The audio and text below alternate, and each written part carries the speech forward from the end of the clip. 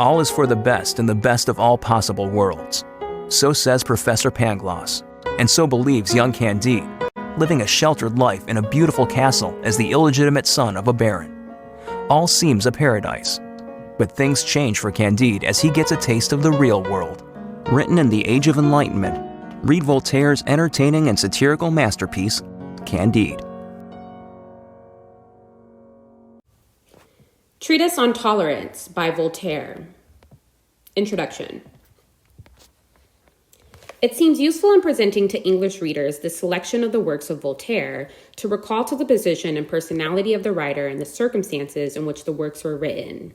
It is too lightly assumed, even by many who enjoy the freedom which he, more than any, won for Europe, and who may surpass him in skepticism, that Voltaire is a figure to be left in a discreetly remote niche of memory. Other times, other manners is one of the phrases he contributed to modern literature. Let us genially acknowledge that he played a great part in dispelling the last mist of Middle Ages and politely attribute to the popular perversity and the lingering vulgarity of his age the more effective features of his work. Thus has Voltaire become a mere name to modern rationalists, a name of fading brilliance, a monumental name but nothing more. This sentiment is at once the effect and the cause of a very general ignorance concerning Voltaire, and it is a reproach to us. We have time, amid increasing knowledge, to recover the most obscure personalities of the Middle Ages and of antiquity. We trace the most elementary contributors to modern culture, and we neglect one of the mightiest forces that made the development of modern culture possible. I do not speak of Voltaire, the historian, who, a distinguished writer says, introduced history for the first time into the realm of letters. Voltaire, the dramatist, whose name is inscribed forever in the temple of the tragic muse. Voltaire, the physicist, who drove the old Cartesianism out of France and imposed on it the fertile principles of Newton. Voltaire, the social reformer, who talked to 18th century kings of the rights of man and scourged every judicial criminal of his aristocratic age. Voltaire, the cosmopolitan, who boldly set up England's ensign of liberty in feudal France. All these things were done by the flippant Voltaire, of the flippant modern preacher, but he can be considered here only as one of the few who, in an age of profound inequality, used the privilege of his enlightenment to enlighten his fellows, one of those who won for us that liberty to think rationally and to speak freely on religious matters which too airily attribute to our new goddess, evolution. The position of Voltaire in the development of religious thought in Europe is unique.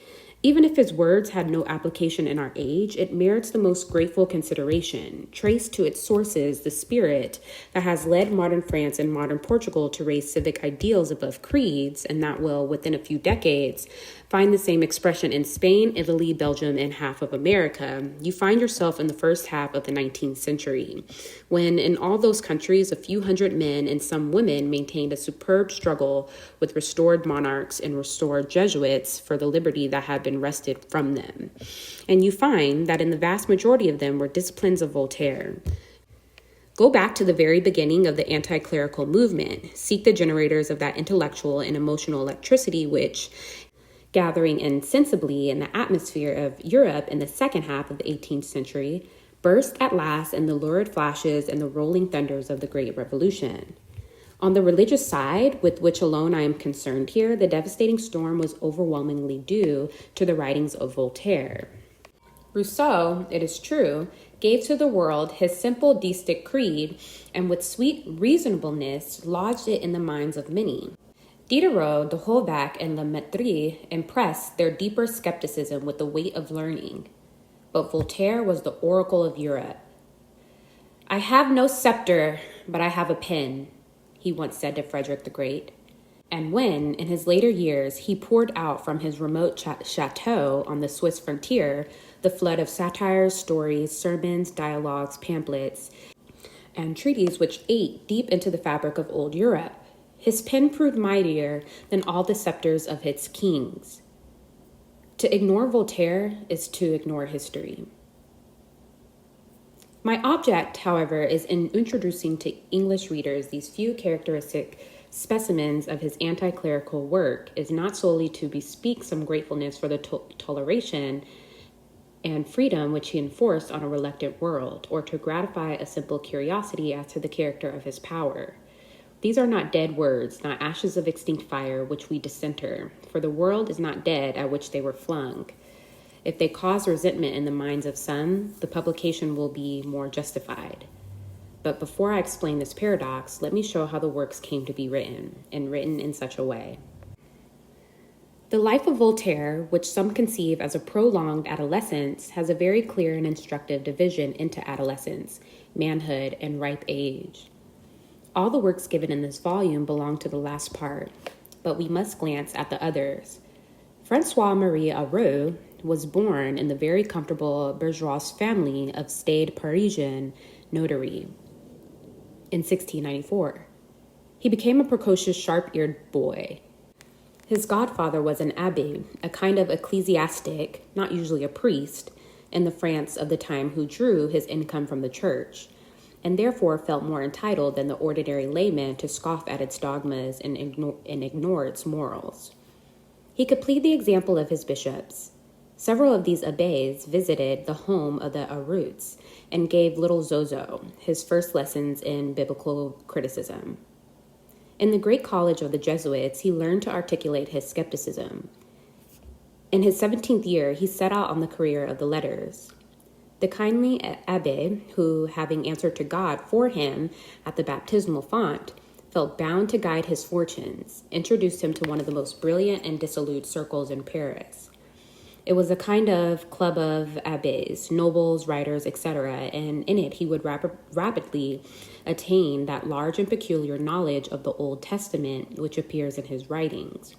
He sparkled so much at the suppers of the Epicureans, and earned such reputation that he was put in the Bastille for certain naughty epigrams, which he had not written. He was exiled for another epigram on a distinguished sinner, which he had written. In the pensive solitude of the Bastille, he changed his name to Voltaire. He emerged bolder than ever, wrote tragedies and poems and epigrams, and was welcomed in the smartest salons of Paris, and behaved as a young gentleman of the time was expected to behave, until his 31st year. In 1726, he was, through the despotic and most unjust action of a powerful noble, again put in the Bastille, and was then allowed to exchange that fortress for the fogs of London. Up to this time, he had no idea of attacking church or state. He had, in 1722, written a letter on religion, in the vein, apparently, of some of the Swinburne's unpublished juvenilia, which a distinguished writer of the time to whom he read it described as making his hair stand on end. It was, however, not intended for circulation, but experience of England, for which he contracted as a passionate admiration, and which, as Mr. Churton Collins has shown, has studied profoundly, sobered him with a high and serious purpose. He met all the brilliant writers of that age in England, and took a great interest in the religious controversy which raged over Anthony Collins' discourse. He returned to France in 1729, vowing to win for it the liberty and enlightenment he had enjoyed in England. The splendid English learners which he wrote with that aim and was afraid to publish leaked out in 1734. The book was burned by the hangman, and he had to retire once more for letting France know how enlightened England was in the days of George I. I pass over 20 years of his strenuous and brilliant career. He wrote his most famous tragedies and histories. He made an ardent study of and introduced to France the new science of Isaac Newton, whose funeral he had witnessed in London. He was banished from his country for smiling at Adam and Eve. He deserted France for Germany and then quarreled with Frederick the Great. He tried liberal Switzerland and found that it gave you liberty only to attack other people's dogmas. And in 1760, he settled into Fernie, since the shrine of the continental rationalism on the frontier, so that he could talk to Calvinists from the French side and cross the border, if need were, to talk to France. But France was at his feet. For 18 years more, he showered his rain of publications on it. Even in those illiterate days, some of his publications sold 300,000 copies. And when at last, in 1778, he was tempted to revisit Paris, the roar of delight, of esteem, of abject worship overwhelmed him, and he died in a flood of glory. To those last 20 years of his life belong with the anti-Christian works reproduced in this volume. He was now a man of mature judgment, vast erudition, and grave humanitarian purpose. The common notion in England of Voltaire's works are superficial gibes thrown out by the way, and a brilliant career is sheer nonsense. His command of history was remarkable, and he had, for the time, a thorough grasp of science and philosophy. His argument for the existence of God will compare with those of the ablest lay or clerical theologians of his time. His knowledge was defective and inaccurate because all knowledge was defective and inaccurate in the 18th century. When research was only just beginning to recover from its long ecclesiastical paralysis, no man in France had a larger command of such knowledge as the time afforded, and the use he made of it was serious and high-purposed. It is only the superficial who cannot see the depth below that sparkling surface, only the insensible who cannot feel the strong, steady beat of a human heart behind the rippling laughter. Écrasez l'infâme, crush the infamous thing, the battle cry which he sent over Europe from the Swiss frontier, was but a fiery expression of his love of men, of liberty, of enlightenment, and of progress. Read the stories of brutality in the guise of religion that are told in these pages, stories which ran into Voltaire's day, the stories of religious processions and relics and superstitions, the story of how this ignorant credulity had been imposed on Europe and how it was maintained by skeptical priests, and say, if you dare, that the phrase was not a cry of truth, sincerity, and humanity. There was even a profoundly religious impulse in his work. A clerical friend once confided to me that he found a use in Voltaire. It seemed that when inspiration for a Sunday sermon failed, he fell upon my atheistic friends, Voltaire and Rousseau, and the French Revolution they brought about. He was amazed to hear that they believed in God as firmly as, and much more reasonably than, he and his colleagues did. Voltaire's aim was a sincere effort to rid pure religion of its morbid and abominable overgrowths. Very good, you say, but why not have set about it more politely? For two plain reasons. First, because the character of his opponents fully justified him in directing his most scathing wit upon them.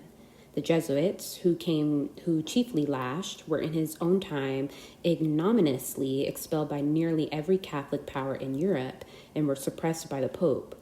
The other clergy were deeply tainted with skepticism in the cities and befogged with dense ignorance in the provinces. One incident will suffice to justify his disdain. His latest English biographer, S.G. Tallentire, who is not biased in his favor, says that it is most probable, if not certain, that while Catholic authorities were burning his books in Paris and shuddering at his infidelity, they were secretly tempting him with the prospect of a cardinal's hat to join the clergy. It is certain that they invited him to do religious work, and that at the height of his anti-clerical work, he received direct from the Pope certain relics to put in a chapel he had built for his poor neighbors. Could a prince of irony restrain himself in such circumstances? The other reason is the character of the dogmas and practices he assailed. Read them in the following pages. It is true that there are passages in Voltaire which none of us would, if we could, write today. The taste of the 18th century, still fouled by the Middle Ages, is not the taste of the 20th. Besides, some longer passages which have been omitted from the treatise on Toleration, as will be explained, a few lines have been struck out or modified here and there in one or two of the works in this selection. Let me not be misunderstood, however. There are mainly words of the Old Testament and comments inspired only by those words that have been omitted. In the 18th century, one could quote and comment in public on those grossnesses. Indeed, some singular mental process which Voltaire alone could characterize, the books containing them crudely sexual passages are still thrust into the hands of children and of confined criminals by the joint authority of the church and state in England. And grave bishops and gentlewomen say that they are the word of God. And this brings me to the last point that I desire to touch before I introduce one by one the works contained in this volume. Why reproduce at all in the 20th century these fitting scourges of the superstitions of the 18th? I have said that they deserve to be reproduced for their historical interest and for the great part they have played in the history of Europe. But there is another reason. I have an idea that if Voltaire were alive in England today, he would write with more scathing irony than ever. I imagine him gazing with profound admiration at that marvelous picture of the past which science and archaeology have given us, and then asking at what date in the 19th century we ceased to dispute about consubstantiality and transubstantiation, took the guilt off our Old Testament, and elevated our bishops to the rank of citizens. I then fancy him peeping into the fine schools of London or Manchester and learning that the first educational authorities in England still set children to learn about Adam and Eve, the deluge, the plagues of Egypt, and the remarkable proceedings of Joshua and David and the rest.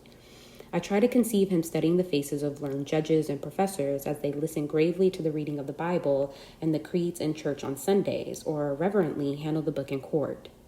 I picture his amazement as he learns that this England, which he thought so enlightened, still, at the dictation of its bishops, retains the most abominable divorce law in the civilized world, or hears preachers and social students seriously expressing concern for the future of Europe on account of the decay of the docility to the clergy. What would he have written on such a situation? The satire of Voltaire is not out of place in modern England. As long as the Bible is, however, and sincerely pressed on us as the Word of God and retained in our schools, we are compelled to point out in its features which make such claims ludicrous. As long as the clergy maintain that their rule in the past was a benefit to civilization and therefore its decay may be a menace to civilization, we are bound to tell the ugly truth in regard to the past. As long as educated men and women among us profess a belief in the magic of transubstantiation and auricular confession and miracles, and the uneducated are encouraged to believe these things literally, the irony of Voltaire is legitimate. Christian bodies have, of late years, made repeated attempts to induce our leaders of culture to profess the Christian faith.